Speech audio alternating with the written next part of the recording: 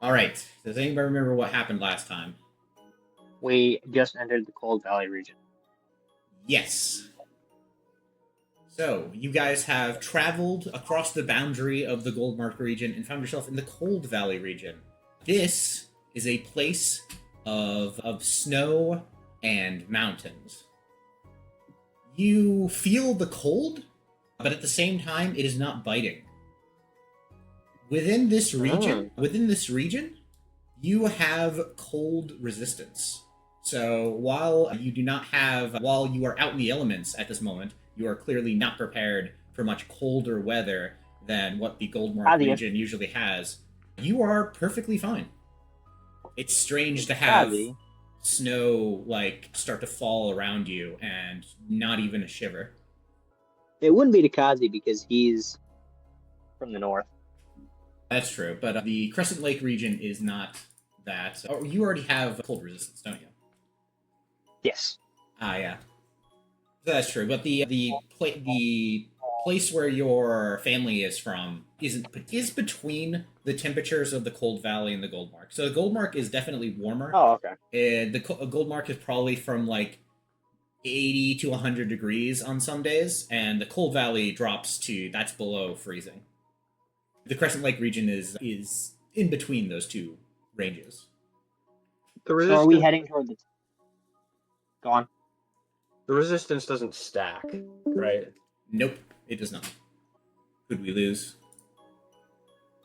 Just he can still hear us. So where are you guys headed? Is it wise to go into a city now because of what we know about the Church of Vesper?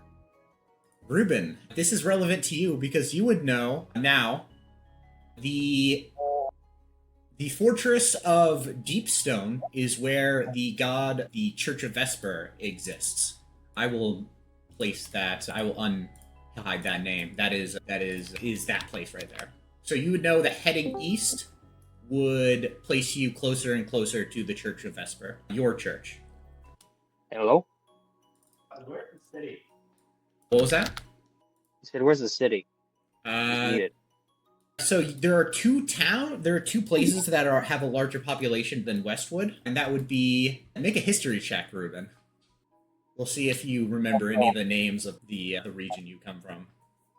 15. You remember that there is Deepstone is is like a fortress city type thing, and there's also a town that is larger than Westwood, the town that you guys started in, called Ironcrag right here. And you would also remember the location of your hometown, or at least where it used to be, Granite Ridge. Cool. So, I got to go ahead for it. We can't hear you. I can't hear you at all, Ruben. You are muted. Still nothing. It's barely audible. It's because we're hearing him through other people's microphones. Yeah, that's what I thought. Turn on your own mic. I'm just gonna get all my cousins' microphones for Christmas. Hey, when has mine ever not worked? Yours is good. Just specifically on the Elven side of the family. The Alvin Mine works. side. Yeah, his works too, actually.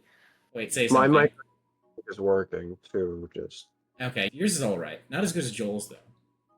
previously, it was just the internet that was terrible. It's Yeah. so much better now. Like you don't cut out after every word now. It's just a relief. And now try saying something.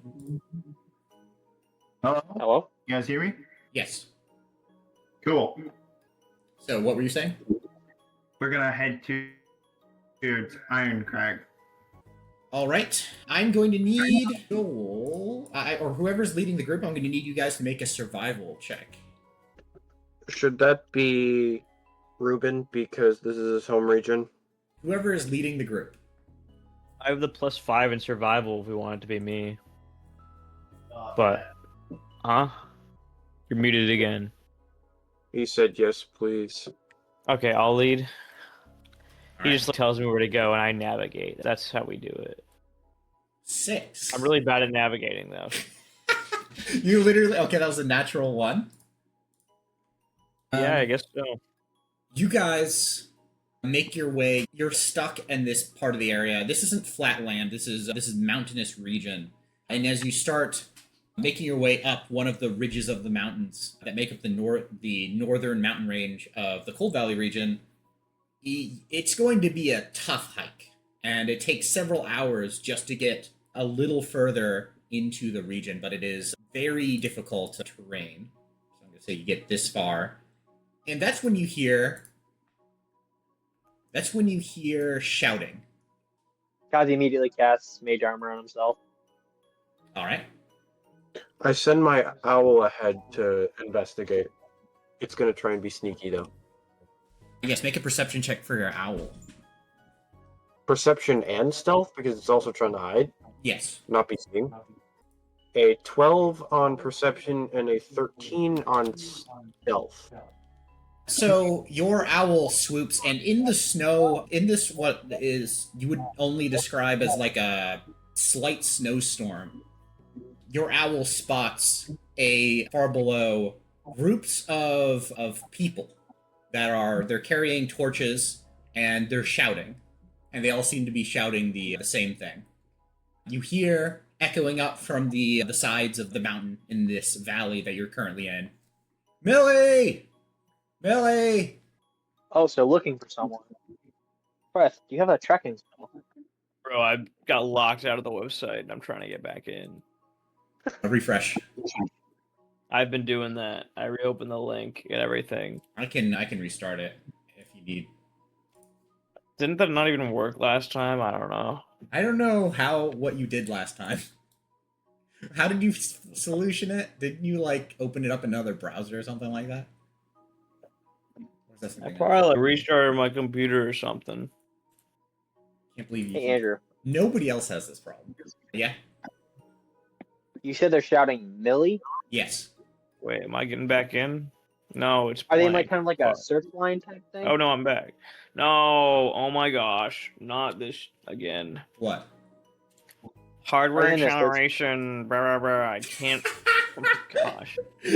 Only you have this problem, Drill. My Pressure man. problem is Are they in a search pattern? They're not necessarily in a detailed search pattern, but they're like walking. They are maybe separated by 100 feet in smaller groups, and they're wandering around, making their way towards you guys. This area makes a funnel where you guys are at the wider end of the funnel, at the bottom of the restarting my valley. computer. I'll be right back. That leads to the Goldmark region, and you guys are heading up the valley towards this group. Kazi's gonna see if his jackal can sniff out whoever they're looking for before another scent of a person. Yeah. 21. Without even running into this group, your jackal searches around in the direction that this group is searching, and it smells something.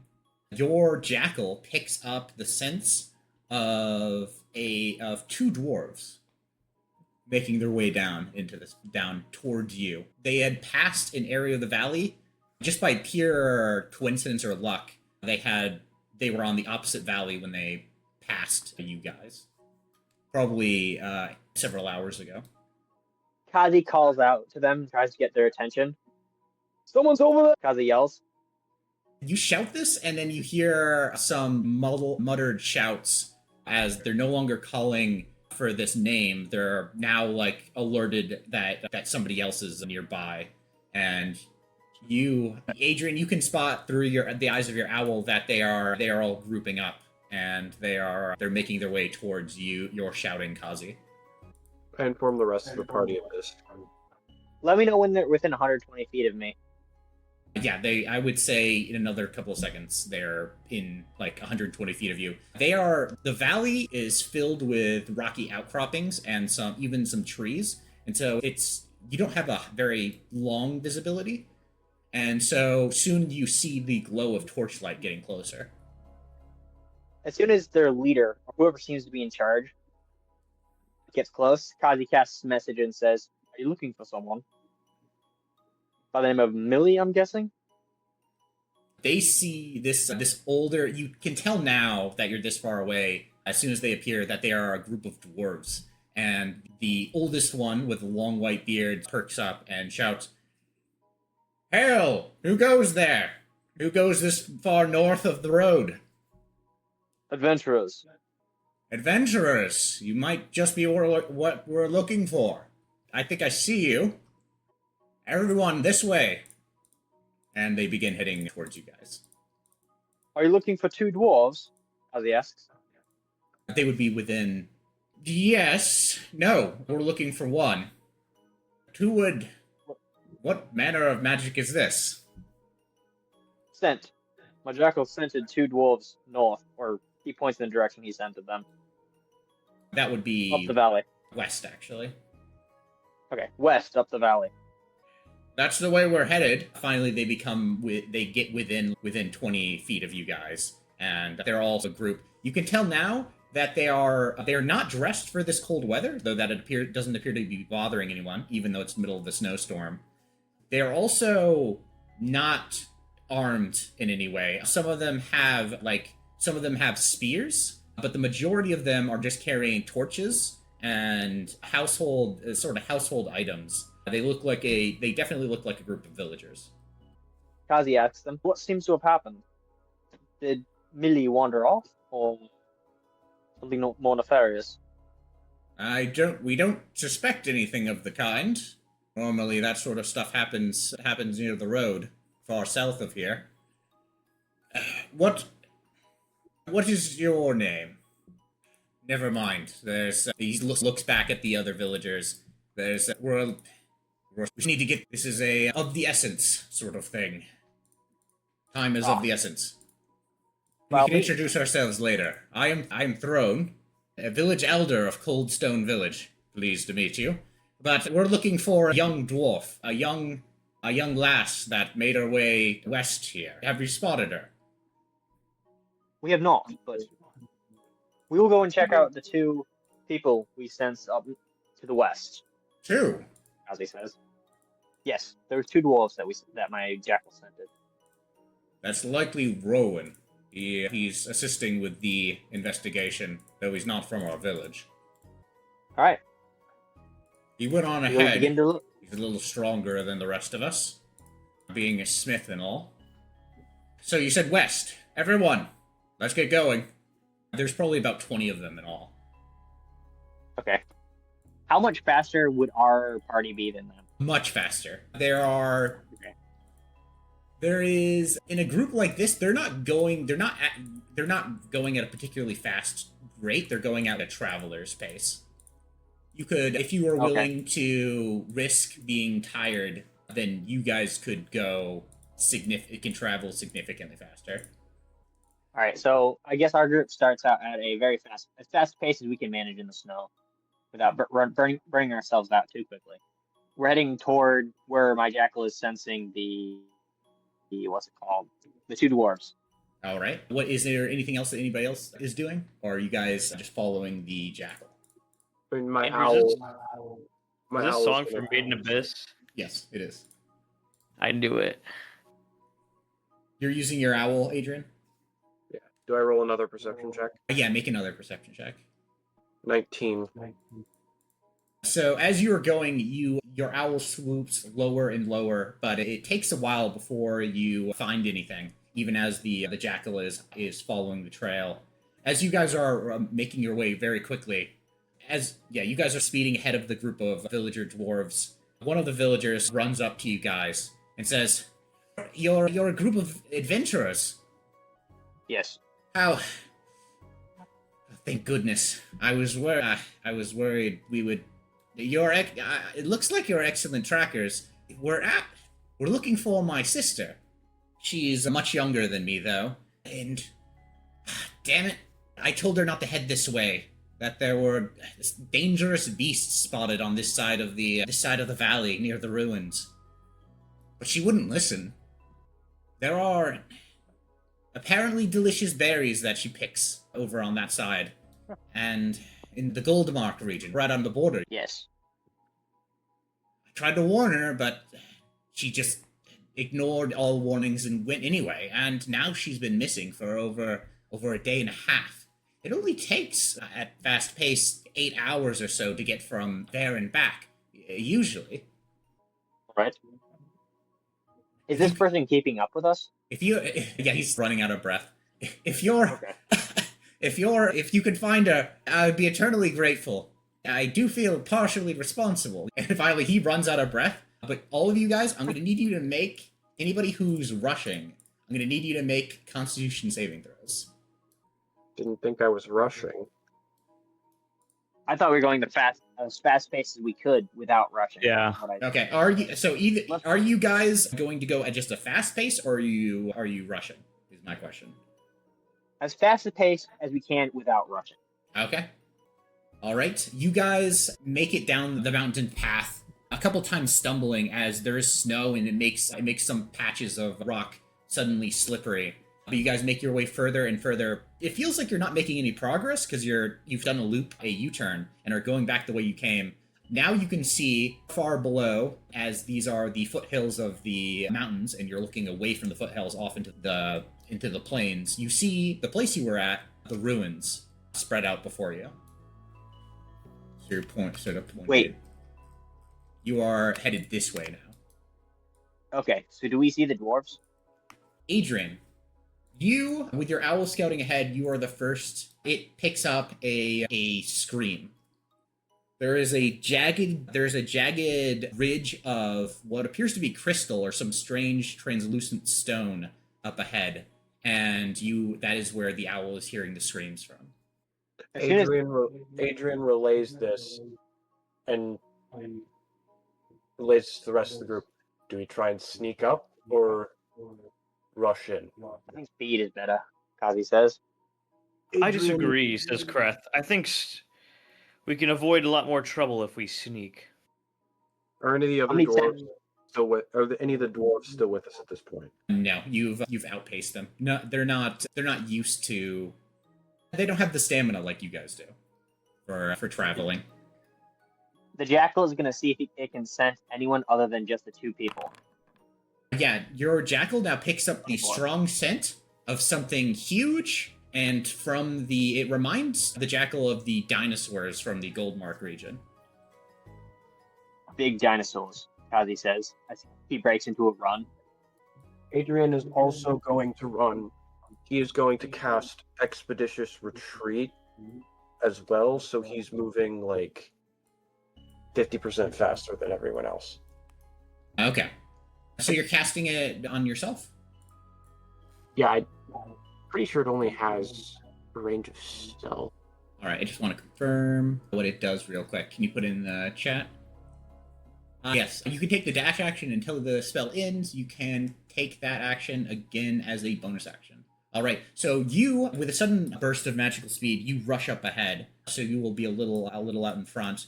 But you emerge from the trees just in time to spot a huge ankylosaurus that has cornered two dwarves, an adult one and a much shorter, much smaller child dwarf that appears to be probably the Millie that the dwarves back there were all searching for. I'm going to cast Sacred Flame on the creature as soon as I see it. What range is that? Actually, that's 60 feet. You can see. That's that Guiding Bolt. Oh, The Guiding Bolt is... As soon as Kazi is within 120 feet of it, or as soon as he sees it, he's going to cast Magic Missile.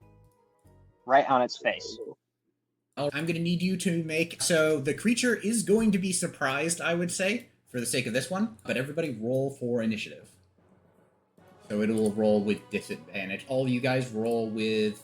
Can I roll good with initiative today? I will allow you guys to roll with advantage. I'm going to re-roll mine. You have it surprised. This isn't necessarily the surprise mechanic. I just want to see if Kreth can roll higher than a 1. Wait, did you roll with advantage, Kreth? I rolled with advantage. Did I? I thought I did. Oh, you rolled with advantage. You got a 20. I got a 3 and a 2. Kazi got a 20. Where's the jack? I got a 16. Oh my gosh, and I rolled a... Wait, no, that was my... What? I thought I rolled twice. Is that my first roll? That's totally just my first roll. I rolled twice. Didn't register my second roll. You might have Try to clicked... do this. Did you click disadvantage, maybe? No. I'm gonna clear. You for can some re- reason. you can you can reroll. Yeah. Okay, that was my one roll. I meant to roll with advantage. Yep. Click. So I just wanted to roll with advantage. Yep. Okay, 14. And you can roll for your owl, Adrian. Oh, sorry. Finally. But first, we have. There you go. First, we have the jackal emerges from the tree line, and Ozzy, looking through the eyes of the jackal for a moment, I would imagine you flip off and on just to make sure that you don't run into a rock while you're making your way through the woods, but you also want to see through the eyes. You get a glimpse of the huge dinosaur that currently has it's currently facing the two dwarves. Yep. I cast magic missile as soon as I can see it.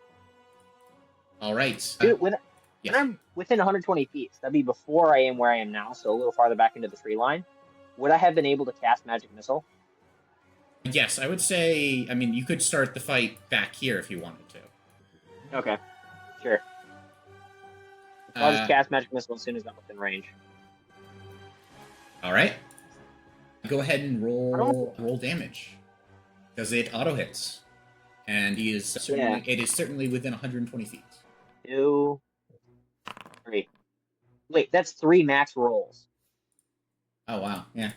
So In a 15 row. damage. The three shining darts fly out and slam into the creature. Takes 15 points of force damage. Did it take the guiding bolt damage as well? It did not, because of the way that I'm doing this combat. He does not. Adrien has not yet casted guiding bolt. Okay. And then can I take movement? Yes, you Action? have. Yes, you have your movements and your bonus action. Let's pause. Oh, sorry. Shouldn't I have gotten there like a full 10 or 15 seconds before the rest of them? I can put you closer if you want. No, like physically, I should. Oh, we skipped the Jackal's turn. I should have arrived faster and fired off my spell before they did. Yes, that is true. Substantially before. Because how far did we have to run after we heard the scream? It would have been only like 100 feet after you heard the scream. So I would have been I would have gotten there before them, like I would have been at least 30, 60 feet ahead. Maybe it's not quite enough to constitute an entire round, but... I will allow you can place yourself wherever you want on the battlefield for the sake of having preemptively prepared yourself. I gotta measure. I would say you would have had a moment to redeploy, especially with your active spell being what's it called again? Because we're only like 100 feet away. I don't know that I would have cast Expeditious Retreat. It's hard to say because the map is only so large, and the thing is I want you guys all to be starting the fight at the same time. Is the difficulty that I'm running into. How about he just takes his action first and then takes his action normally? If you say we got there 6 seconds before the rest of us. Okay, if you are fine with that, Adrien, I can just move you up on the initiative for the sake of you got there first. Okay. All right. Okay, Kelsey, that was your turn, but it is Adrian's turn. Adrien, you burst out of the trees, and that is the first thing, is this huge creature that has its back to you, and it is about to attack one of the adult dwarf that is defending the child. I already rolled an attack for Guiding Bolt at 13. 13? That will be enough to hit. Go ahead and roll damage. 16. 16, yeah, it slams into the creature, and the next attack roll against it has advantage. So the guiding bolt joins with the magic missiles that fly at the creature, slamming it. It turns around, almost like glaring back at you guys, but it does seem still focused on the dwarves. And you still have your bonus action and your movement if you wish to use it. Okay. Moves. Oh. Because we're not gonna be moving, we're gonna break concentration on Expeditious Retreat immediately. I'm having trouble with the movement controls. Give me a second. You might have measuring selected instead of... Yeah. I'm placing myself about right there, because I probably would have gotten within sight and then fired. I'm about there, and then with my bonus action, I'm going to burn my other packed slot and cast Hex. All right, it is Hex. Go ahead and cast the spell, and I can add it to the creature. Where's Kazi going? I'm moving him for his turn. That's all. And then the Jackal is gonna roll for stealth. If you saw that in the chat earlier, the 19. All right, it is hidden. Okay, It is continuing gonna move. on with the normal initiative. Okay, now continuing on with the normal initiative. Ruben. Yeah. It is now your turn. Ruben, I'm gonna need you to make a perception All check. right. You want me to make a perception check? Yep, this won't take an action or anything. I just need you to make a perception check.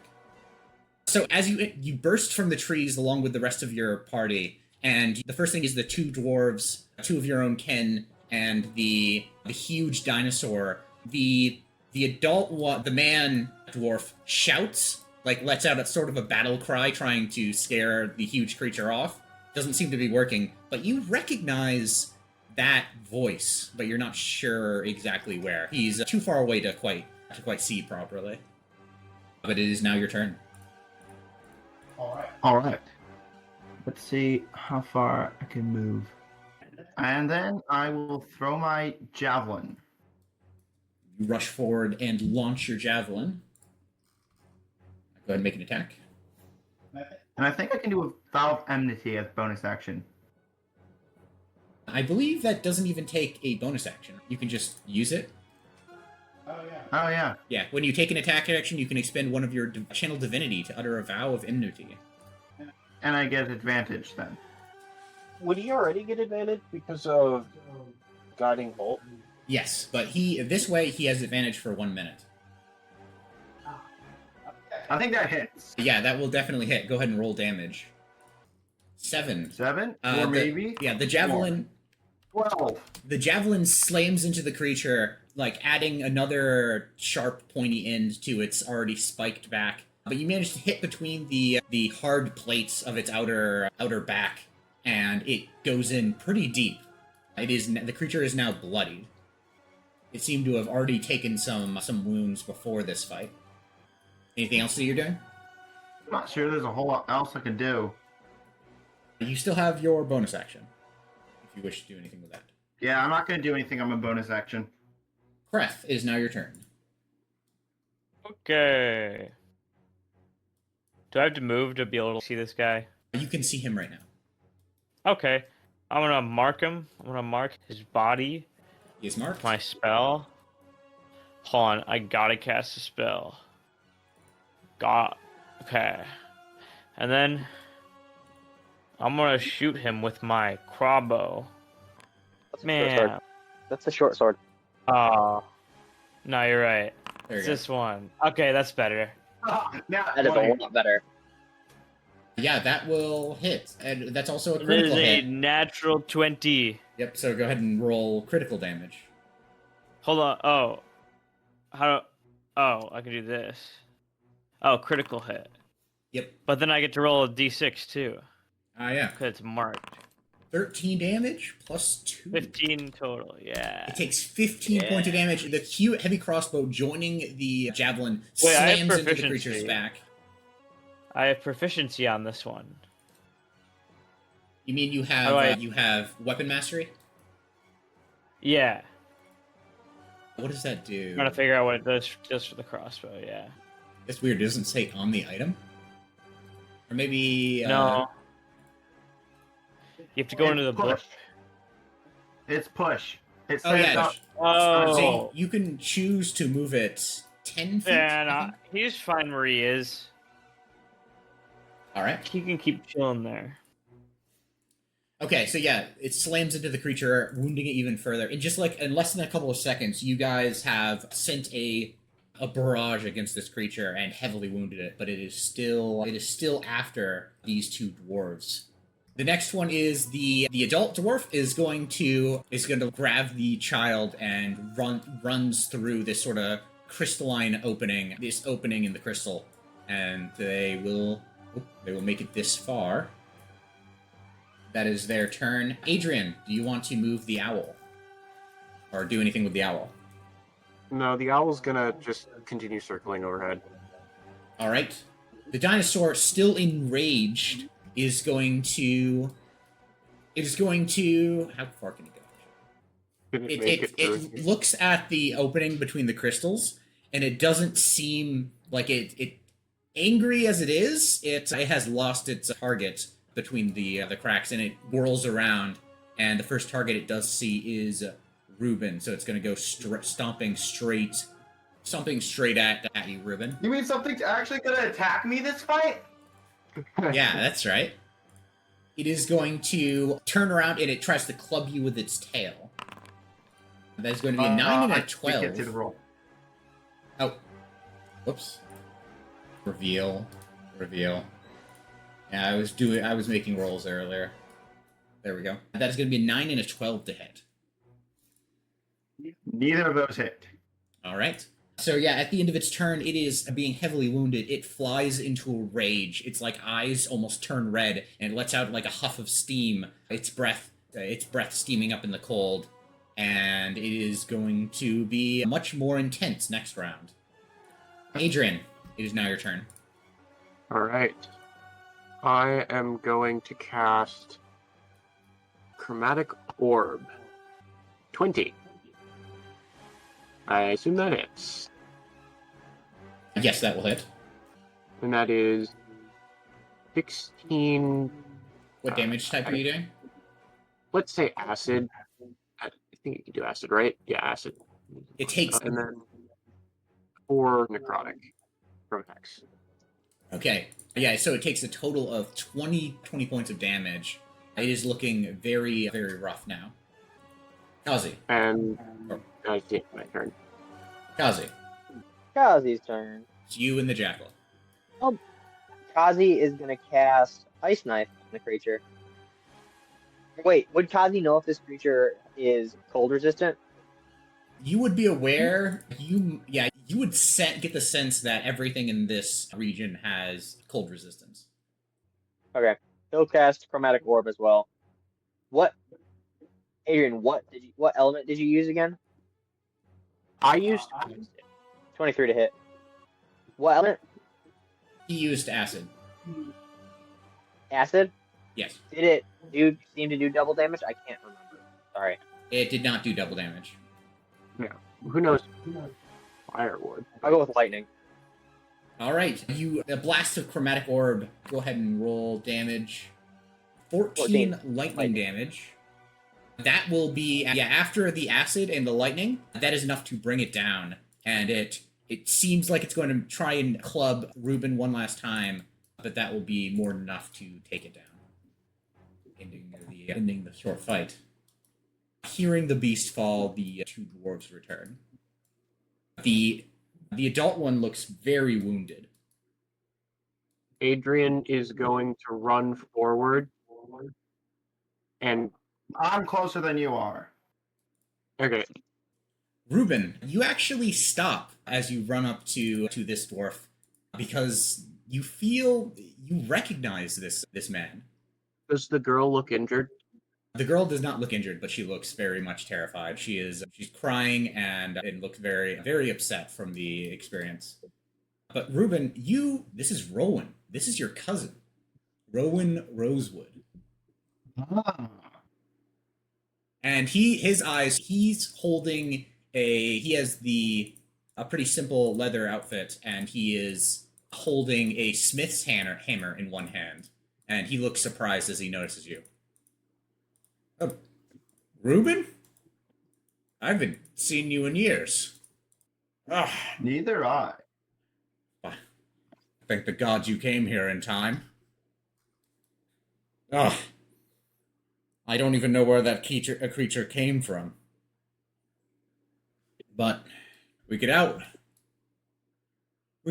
one, even 2. But when that third one caught us, you took care of the others. No. And as you say that, I'm gonna... Oh, hang on. I'm gonna in combat here. This did seem a bit too easy, didn't it? Yeah, I was gonna say that fight actually went pretty quick because we. Hang on. Before, Andrew, Yes.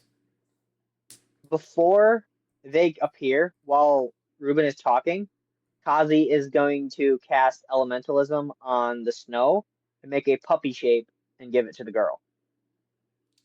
Okay, so you were in the process of you have formed this almost like perfectly this ice sculpture of a puppy, and the young dwarven girl looks wide-eyed and takes it, and suddenly, in a sudden rush, as you are at the same time as you're giving this girl the tiny ice sculpture, and she looks happy for a moment, you hear Rowan say those words, and then rumbling out of the tree line are two more of these creatures. There's more! Adrien is gonna tell them to run. Why? They can sit right here. No, They ain't gonna get past us. No, they aren't. they still might. And who knows, North? There might be more in the trees. Do we roll for Fine then. roll again? Yes, for- everybody is surprised, so I will say everybody roll with disadvantage for this one. Oh. Fucking man, I didn't roll for disadvantage. Back to the bottom. And you're casually fine. Yeah, I can update, and there you go. Well, I guess I'm going last.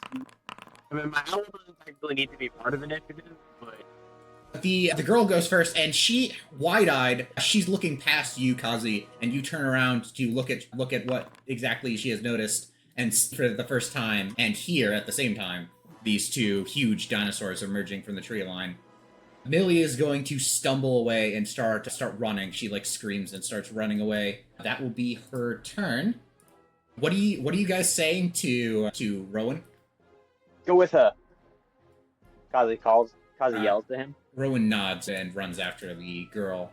At the same time, one of the first of these dinosaurs, seemingly enraged, 5, 10, 15, 20, 25, 30. Yes? Adrien is going to send his owl after them to keep an eye on them. Okay. Hope I never added your owl to the initiative. Yeah, you can roll for it now. This one is going to charge at you, Adrien, and it goes for a charge and an attack.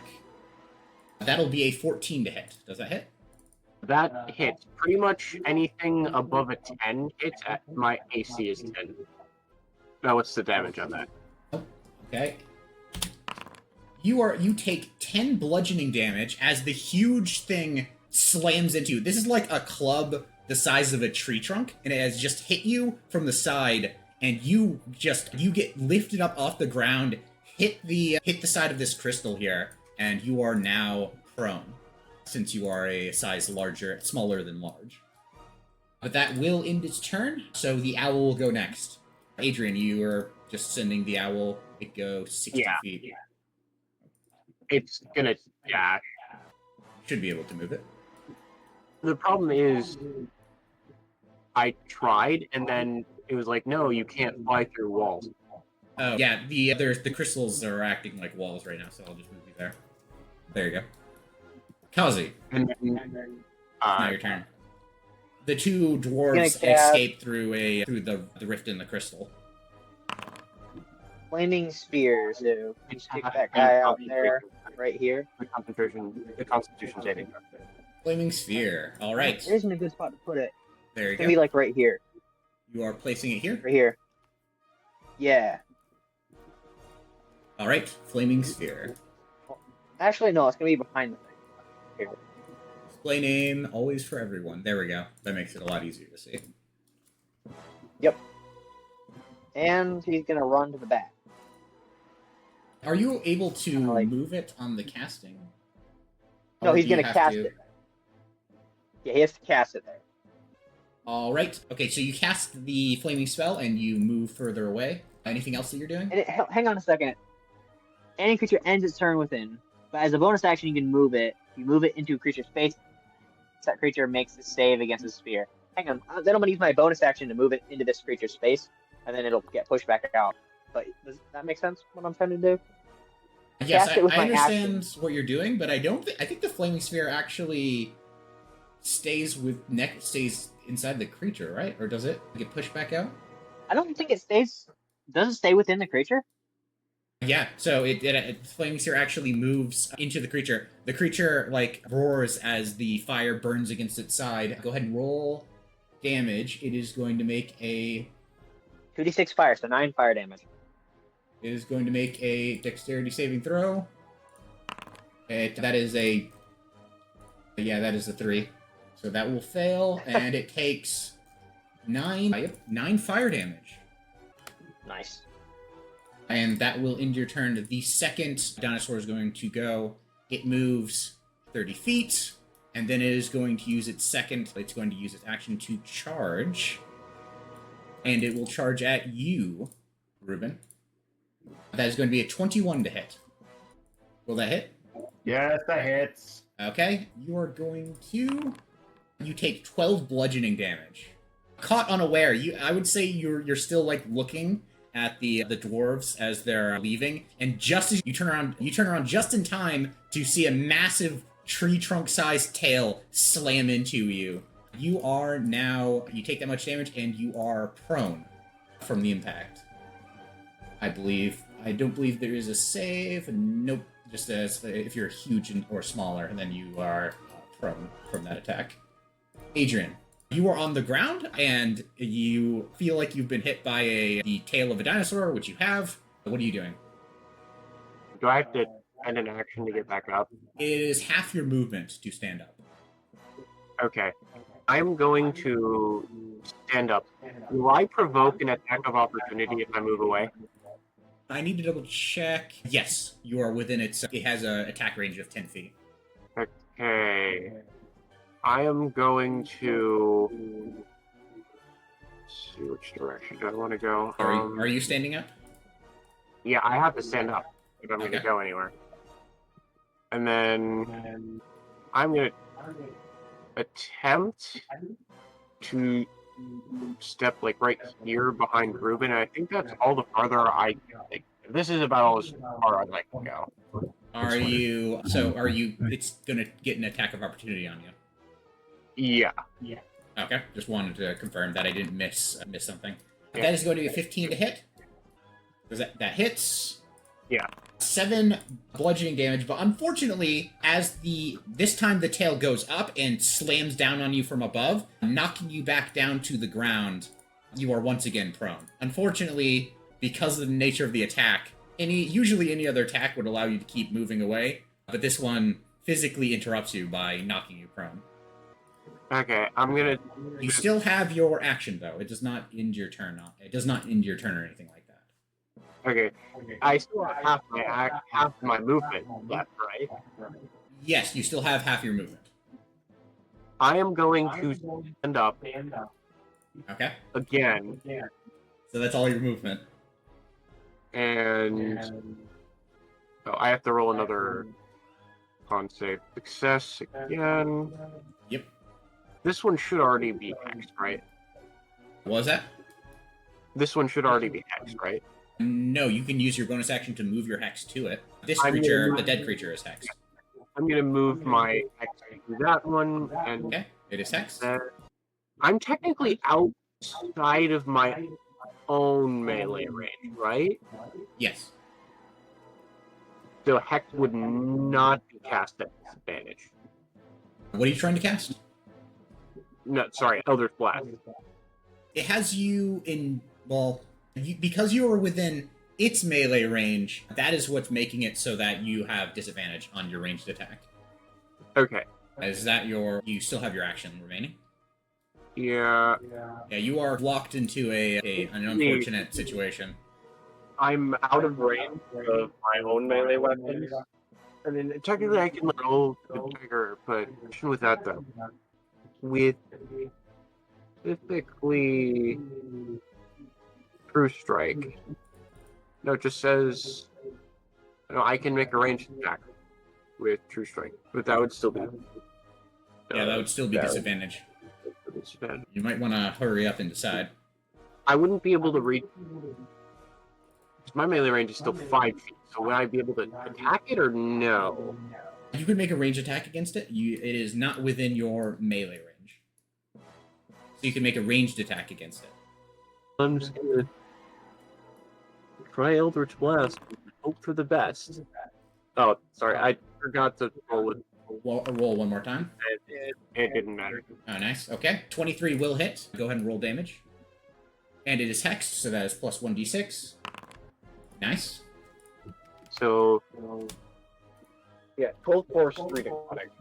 All right. It takes a total of 15 damage, and Kreth, it is now your turn. Okay. I cast Hunter's Mark on the one right next to me. It is marked. I gotta cast it for my spell. Okay. Then is this one already injured? This one is not injured. This one is injured. The farther one from me? Yes. I will say that you are within melee range of this creature, and because of that, you will have disadvantage on ranged attacks. Alright, I'm just gonna hit him with my short sword then. All right, you'd have to move 5 feet closer, but you have more than enough movement for that. Yeah, I'm doing that. I'm gonna go right under him. Alright. Actually, don't think you can 8. allow it. I use a luck point to roll with advantage on this one. Yeah. You know what? Luck is probably a good idea for your character, judging as how in real life you have poor dice Yeah. luck. Yeah, go ahead and roll again. Oh, okay. I guess that's just me refunding it. Okay. Yeah, I will. I will allow that for now, but you would. There we go. In future uses, you have to use it before you roll, so you can give yourself Oh, that's advantage no on a roll. fun. Yeah, there's just some balancing changes because Lucky used to be insanely powerful. But yeah, so I'll allow that now. 21 will definitely hit. Go ahead and roll damage. And with your short sword, Okay. you will have advantage on your next attack roll against that same creature. Oh, I already get advantage from like Hunter's Mark. Does that mean I get triple advantage? Hunter's Mark does not give you advantage, it just increases the amount of damage that you deal. There's definitely something that gave me advantage. Lucky gave you advantage. But go ahead and roll. Go ahead and Yeah. roll damage. Okay. And then I'll add the +6 for the mark. 10 points of damage. Yeah, you take your short sword and jam it up into the soft underbelly of this creature, and it roars in pain. You definitely did some damage there. Is that your turn? Yep. You can still move around it if you wish with your remaining movement.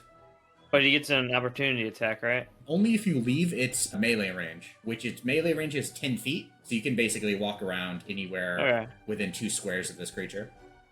I think I'm gonna stay where I am. Alright. Ozzy, are you having the jackal do anything? Yep, it's gonna disengage and flee. That's fair. Ruben, you are on the ground, having been slammed by the Ankylosaurus. What are you doing now? I'm going to stand up with half my movement. Alright. You're no longer prone. And then I'm going to transfer my Vow of Enmity to the one in front of me that Kreth attacked. I Alright. can do that, no action required. Yes. And then I will attack it with my longsword with advantage. Alright, go ahead and make an attack. I'm assuming that hits. Yes, that will hit. Go ahead and roll damage twice, and also it has disadvantage on its next attack because of your weapon mastery. You have weapon. All right, I got a mastery, right? 13. Yeah. Okay. 13 damage. Yeah, your sword cuts into this creature. It is looking hurt now, but still not bloodied. Then I'm going to cast Shield of Faith on myself. All right. Go ahead and cast a spell. I can add it to your character. There we go. So you now have a 22 AC. So that hit the hit that hit you last time would actually be deflected now. It is now the Ankylosaurus' turn. It is going to step forward. It's trying to avoid the flame, but at the same time, it is looking very angrily at Adrien, and it is going to make two. It is going to try and slam down twice with its tail. That'll be a 15 and a 10.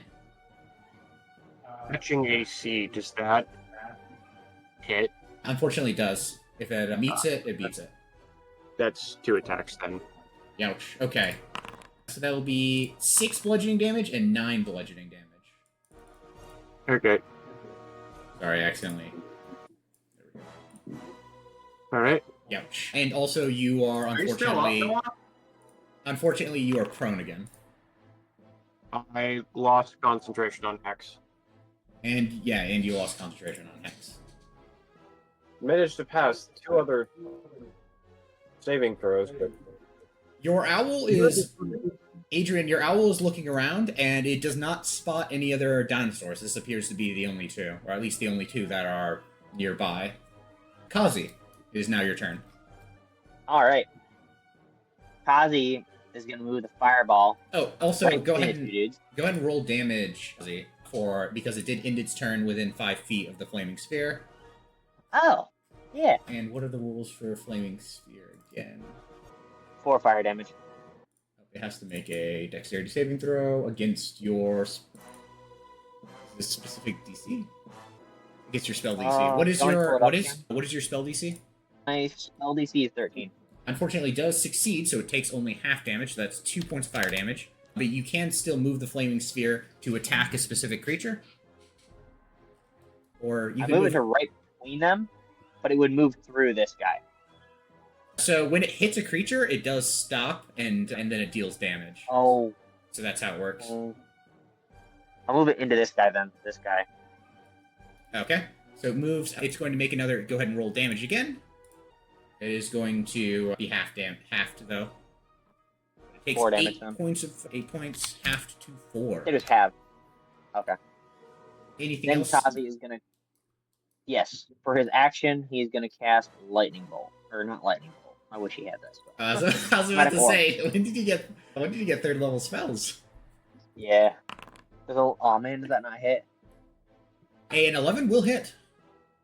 Oh, Which one are you targeting? the one that I have the sphere on. The flaming sphere.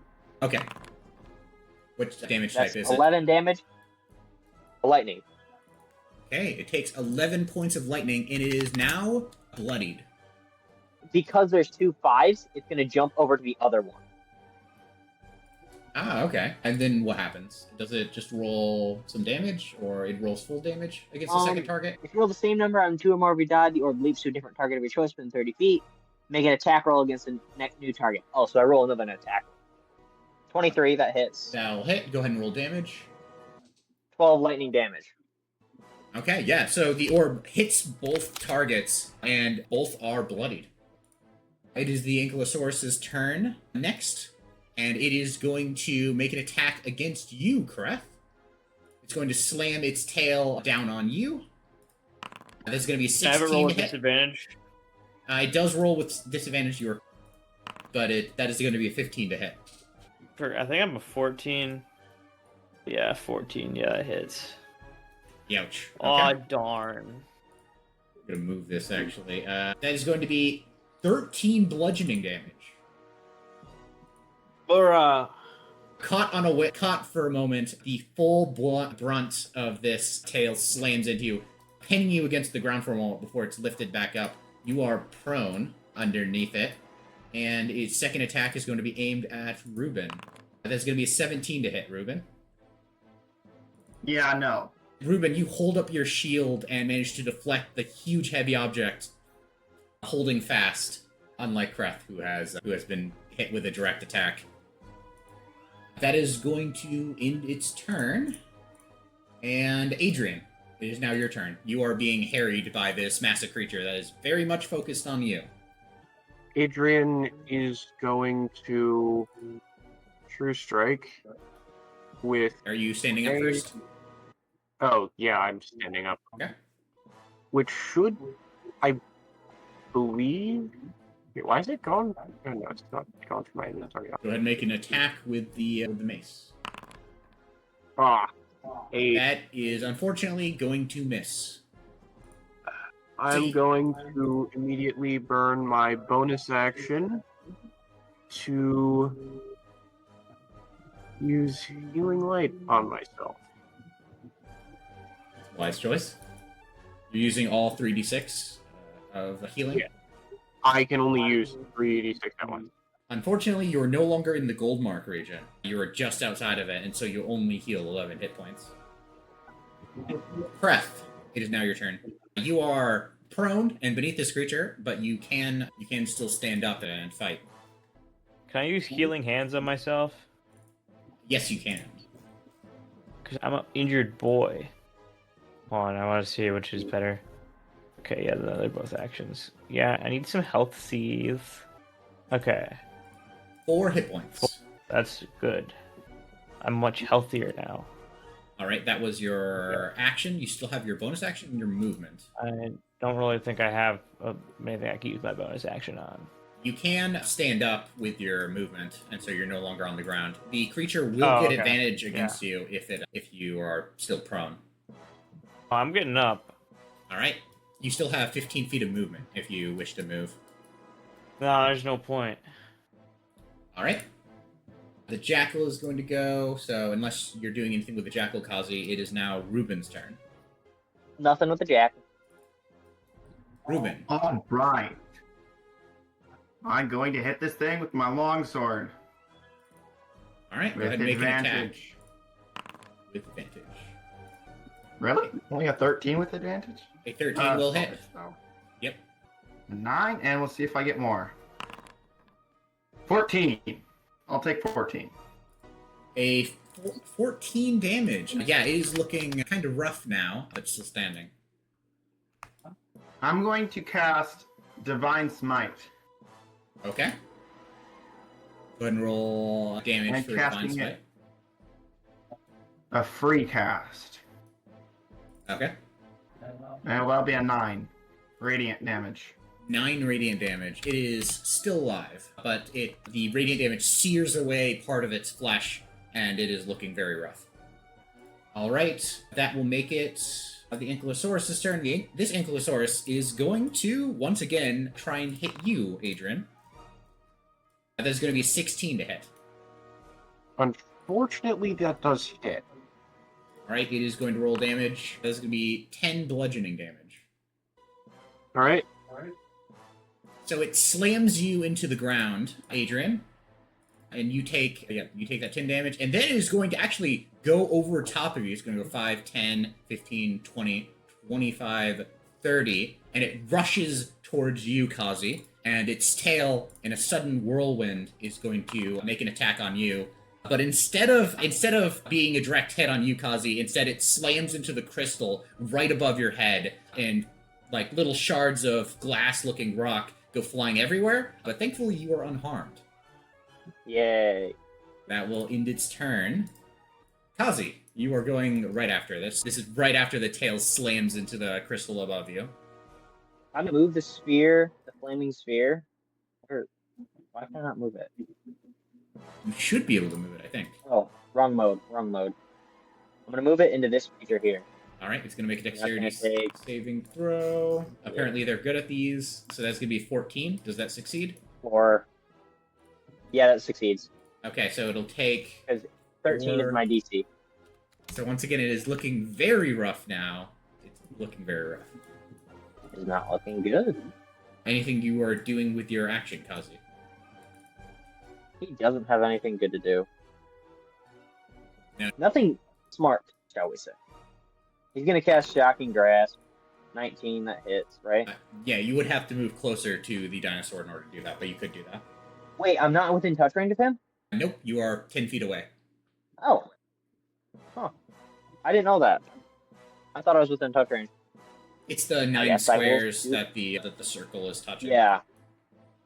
Okay. I will scoot back out of range. So I will warn you, 10 feet is its melee range, so if you walk further than 10 feet away, it can get an attack of opportunity on you. Okay. So I can step forward. Yep.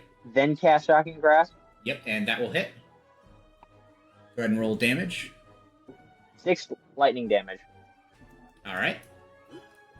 And then Kazi's gonna run out of there. Alright. Wait, no, he's gotta stay within. Hang on, he's gotta stay within 60 feet of his thing. I can move you back to that space. Yeah, thank you. Because I need to measure where is 60 feet. Give me a second. Oh wait, that's 45 feet. He can go all the way back. He can move back here. This one is not going to be moving anywhere, but it is going to try and... First, so is this Ankylosaurus' turn? It is going to try and slam its tail down on you, Kreth. The first one misses, And the second one also misses. You are like beneath it, and you roll to the side as the huge tail slams into the dirt, and then you roll to the side again, dodging the second attack. And it is going to go 5, 10, 15, 20. Oh. 20. Kreth and Ruben, you can both make attacks of opportunity as this creature is attempting to avoid the fire burning its backside. With advantage. Yes, all of your attacks are with advantage, Ruben. Okay, just making And sure. Kreth, you hit. And you also, yep. And you did have advantage with that one because you hit it with Vex last time. And I don't think I can re-roll my attack twice because I think that's only once per turn. Joel, what did you roll? Your hello, Joel, you're muted. Yeah, I totally did not realize I was muted. Dang. Okay.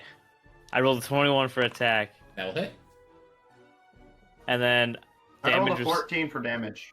6. I rolled +5, and then +8, the D8 from Colossus Slayer, so I rolled a 15 for damage. Oh, nice. Okay, so Ruben, the creature technically steps away from Kreth first, so Kreth gets the first opportunity attack. Kreth, it's about to turn. It's in the middle of turning around to walk away from you, and you take your short sword and jam it right into the bottom of its head, and the blade goes up straight through its skull, and immediately it is not unable to even finish its move, and it collapses right there in front of you, Ruben, where it doesn't even have a chance to step away from you. Can I switch the Hunter's Mark to the other one? I guess you can, but that'll be on your turn. You're just getting an opportunity attack, which I believe it is your turn next after Adrien. Adrien, you are looking a little rough on the ground, but one of the dinosaurs is now dead, leaving only one remaining. Which one is still alive? This one. Okay, it's not within melee range of me, is it? No, you're just outside. Is it looking rough? Yes, it is looking bloodied, which means that half health or less. I am going to move all the way back. And You would have to stand up first. You were prone, oh, so you'd only have half of that. Or wait, how did you move 60 feet? Or did you dash? sorry. No, I did not dash. That was not my intention. So you'd only move 15 feet from this spot. Which I believe is about there, right? Yeah.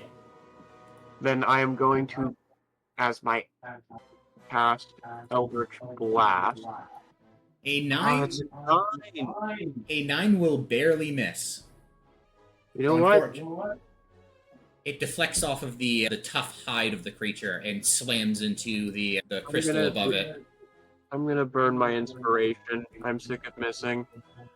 Yeah, so unfortunately your inspiration is a natural 1. I'm sorry. But the crystal still slams into the blast still slams into the crystal above, raining shards of blast-like stone, but not enough to harm the beast. Come on. I'm gonna use the last of my healing light die on myself. For a total of 2 hit points.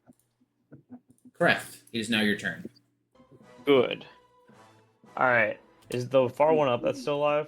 Yes. Because I'm gonna... Do I have to use my bonus action to move the Hunter's Mark, or does it move automatically? You would have to use your bonus action, I believe. Alright, then that's where my bonus action is going. Alright, it is now marked. So you get that extra d6 of damage. I'm gonna shoot him with my crossbow. Did I roll for advantage this time? You spend a lucky point to roll with advantage, yes. Oh, that was the lucky point. Okay. Nah. Don't need to this time. Did I? In this case, you are correct. That will hit. You raise your crossbow, and it's hard to miss this creature. Yeah. Maybe you should show Adrien a thing or two about aiming. Hey, okay. I would have. Go ahead and roll damage. Oh my goodness. That was the max damage, but we're gonna do more. Oh my goodness. We're gonna do more. Oh. Okay, That would that have been was crazy. I rolled the max 12, max 6. But I only rolled 19 1. damage. The crossbow bolt slams into the creature's leg, and it gives out. And this creature is now like barely holding on. At Yeah. it is looking very rough. I got this. I think it's my turn next. Ruben, it is now your turn. Yeah. Say bye-bye. All right, Die. that will hit. And yeah, I think a 12 will kill it. you step forward, Ruben, and just cleave the head off of this creature before it's able to stand up again. And just like that, the silence falls over this odd crystal clearing as the three dinosaurs that had followed this young dwarven girl through the space between regions to this place finally meet their match with you guys. Kazi finishes making the ice sculpture Which for the girl. XP? Yes, that's a good question. 525 for that whole fight.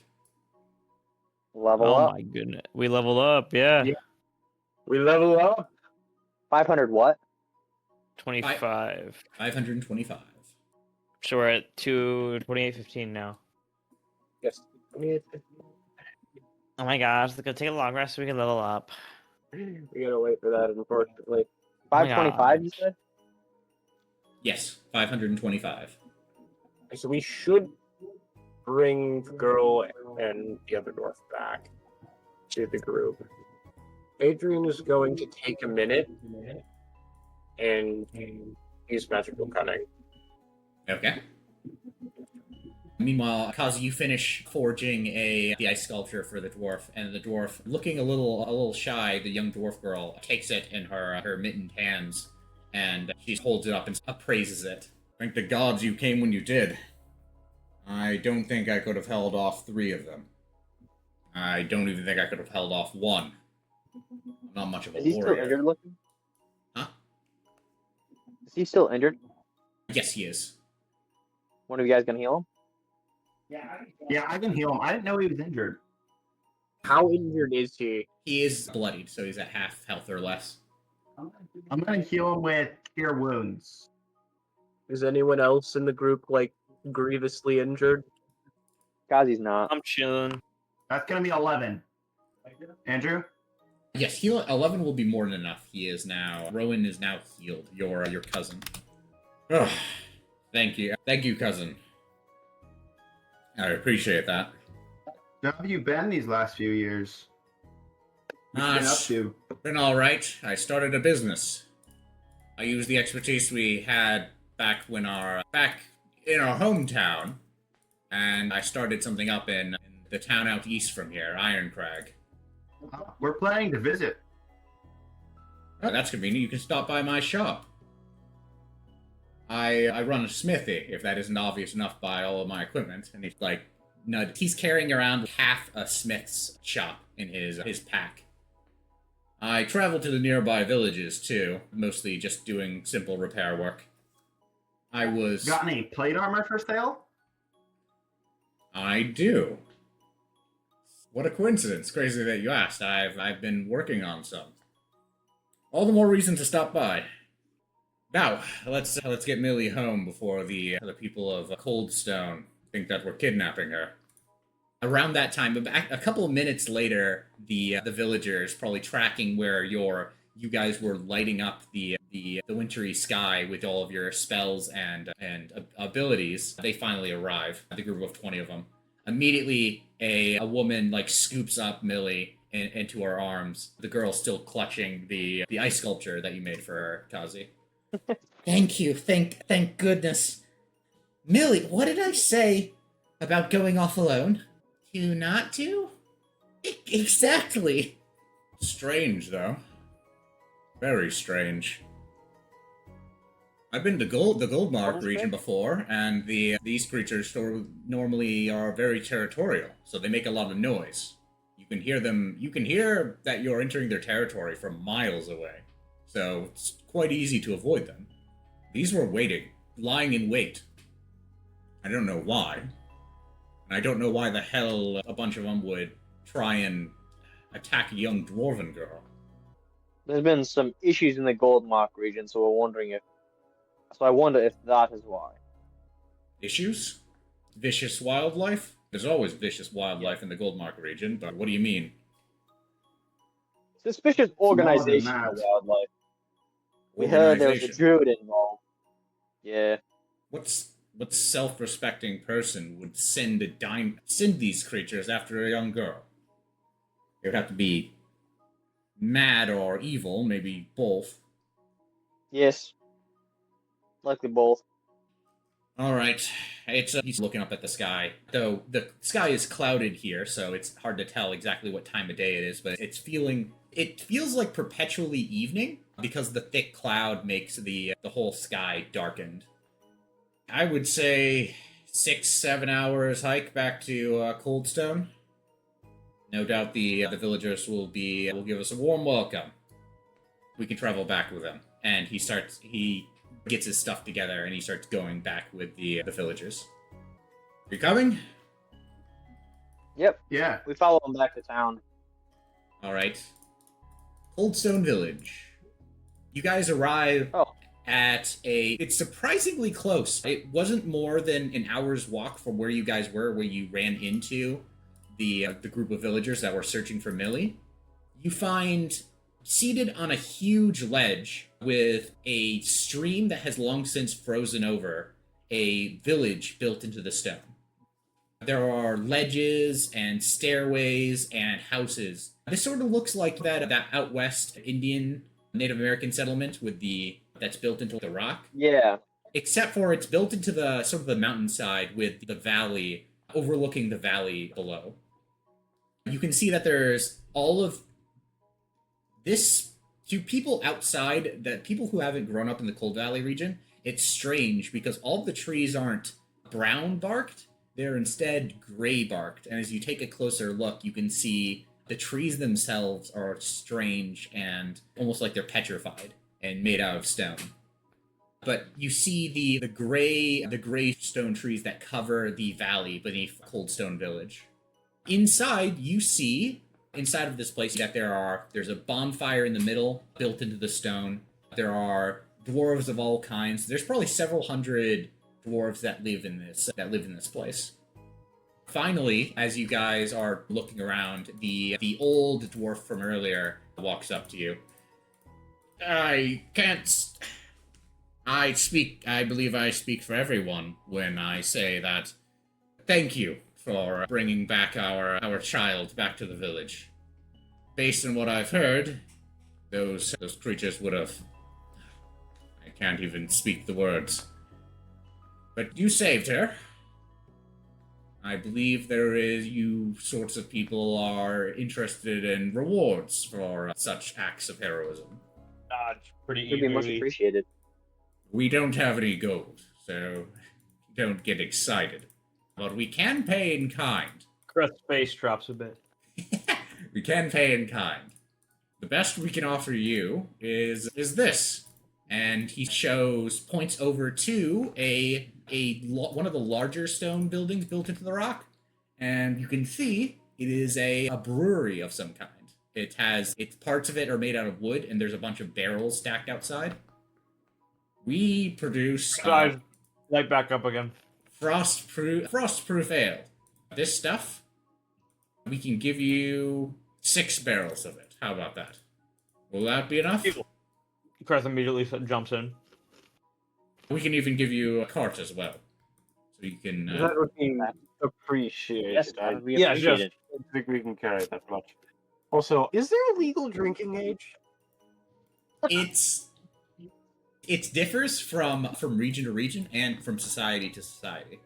The dwarves have a physically younger drinking age, but at the same time, if you look 15 as a dwarf, you're probably 30. That's because dwarves age just half as fast as humans.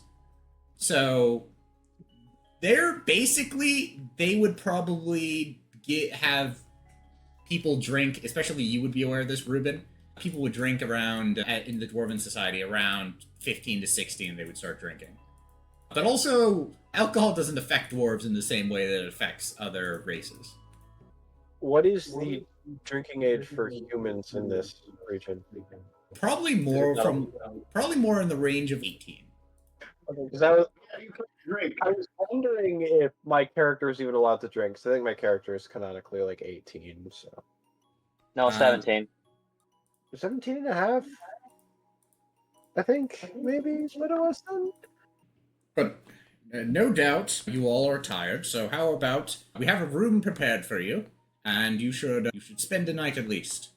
That is the least we can do. That we would very much appreciate. Actually, do I even have rations in? No, I've eaten all my rations at this point. You guys are completely out of food. So I think Ruben has one, but I'll get purchase one. some rations from you. We have some, though we don't exactly stockpile traveling rations. We do have we have at most 20 days worth. I would be willing to part with half of that. It would be more than enough to get you to Iron Crag. There's a path I can show you to that goes straight to that city. And by day, when he says rations, does he mean 20 days worth of rations Yes, or 20 rations? 20 days worth. So we're only allowed to buy 10, so we're actually only allowed to pay for 5, so that's 25 silver in rations. Oh no, we're not going to charge you for that, obviously. Yeah, and they hand over. You guys can spread out 10 rations amongst yourselves. Well, 10 days worth. Kazi takes rations. 3. Who does? I'll take 2. I'll take 4. You can just take 4. Oh, we're dividing it 4 ways, not 3 ways. I'm gonna take 3. Then Kreth, you take 2. Okay. And then Then I assume we don't have to consume a ration over the long rest because they're going to be feeding us in other ways. Yes, you will get a meal here. You were invited to not quite an inn, but the ale house does have. There are a couple of rooms that are available within the village that they show you to. You were given a meal, and everybody seems very happy. A lot of dwarves are relieved that no tragedy befell this night. But soon whatever, you can't exactly see the sun here, but soon it grows darker, and the view is quite strange as you look out from your room. There's wooden shutters, and it all the more stranger because there's constantly like this frigidly cold air that's getting into your guys' rooms, but there's nothing keeping it out, and also it doesn't seem to bother you. However, from your points of view in your rooms, you look down into the valley below, and all of the trees are not only made out of this weird gray stone type material, but they're also speckled with some strange crystal. And now that it's night, they begin to glow. So much so that the forest in the small forest in the valley beneath this village is like a small sea of stars. Like you're looking down at thousands of fireflies that aren't blinking. They're instead just holding their light. interesting, Kazi says. Very interesting. Andrew, have I seen this before? Yes, you have seen this before. In fact, it is even crazier south of Iron Crag, where you guys see the map. This massive forest that lies in the southeast side of the region. That's all. I believe I have a name for this. They're Everstone oaks, and they glow at night. And so if you're in a forest, it's basically like being under a full moon. There's so many trees that light up with a soft glow. Wow. All right. I'm guessing we take a long rest now. But yeah, you guys can take a long rest and level up. I will give you guys, since it is 10:20, I will give you guys some time to level up next session. I think would probably be a good idea. But you guys have enough XP. I will level up. And nothing interrupts you while you guys sleep. Yep. I will level up next section. See you guys. Finally, level 4. Yeah. Level 4. See you next week. See ya. See you guys later.